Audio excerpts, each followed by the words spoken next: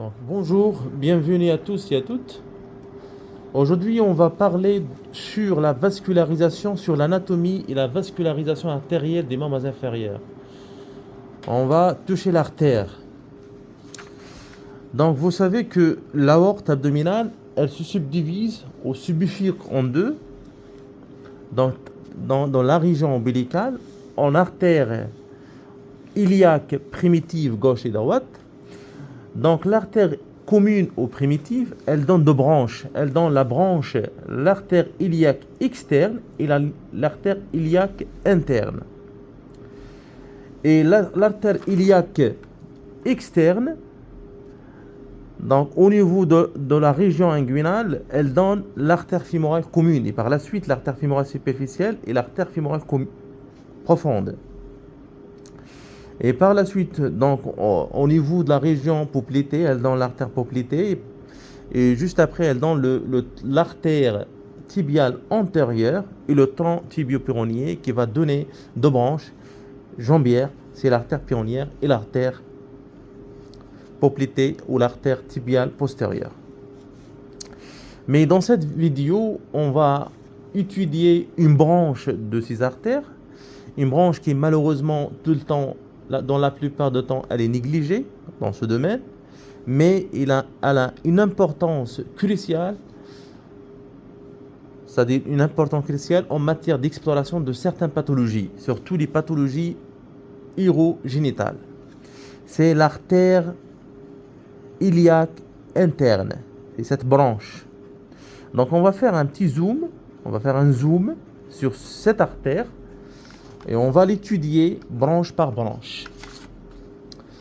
Donc, c'est l'artère iliaque. C'est l'artère iliaque commune aux primitives.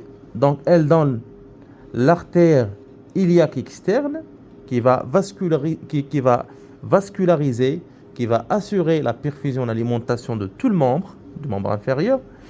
Et l'artère qui nous intéresse dans cette vidéo, c'est l'artère iliaque interne. Vous savez que l'artère iliaque interne, quand elle traverse la région pelvienne, elle donne deux branches de troncs. Elle donne le tronc postérieur et elle donne le tronc antérieur. Le tronc antérieur qui nous intéresse plus par rapport au tronc postérieur. Le tronc antérieur, elle donne plusieurs branches. Donc la première branche, la principale branche, c'est l'artère obturatrice. Elle donne sa deuxième branche, une deuxième branche qui s'appelle l'artère ombilicale, qui assure l'alimentation de l'ombilic. Et elle donne aussi l'artère génito-vésicale, qui assure la vascularisation des organes génitaux externes et qui assure la vascularisation de la vessie, une partie de la vessie. Et elle donne aussi une autre branche qui s'appelle l'artère utérine. C'est l'artère utérine. Et elle donne comme cinquième branche, c'est l'artère vaginale. Et la sixième branche, c'est l'artère rectale moyenne. Vous voyez, généralement, ces branches sont difficiles à explorer par l'échodoppler, mais l'exploration elle est possible par l'angioscanner. Donc, pourquoi ce tronc nous intéresse? Ce tronc nous intéresse généralement, on a besoin d'étudier cette tranche, de cette tranche plutôt, ou ce tronc, dans l'exploration de la dysfonction érectile.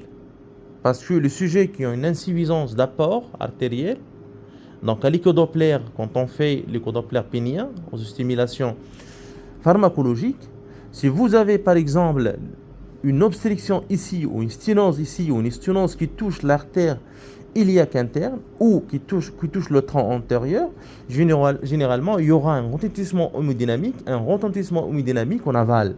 Et il y aura donc une hypoperfusion de l'artère bidondale, c'est la dernière branche, c'est l'artère bidondale interne, Et cette hypoperfusion, donc, par conséquence, elle donne une hypoperfusion de l'artère dorsale du pénis, une hypoperfusion au niveau des artères caverneuses. L'artère pudendale interne, elle donne plusieurs branches. Plusieurs branches. Donc, parmi les branches qui nous intéressent, qu'on va citer, c'est les branches, c'est l'artère urétrale qui assure l'alimentation de l'urètre, et l'artère rectale inférieure, l'artère rectale inférieure qui assure l'alimentation, la perfusion, qui vascularise le rectum dans sa partie inférieure, et l'artère périnéale qui assure l'alimentation, la perfusion de périnée.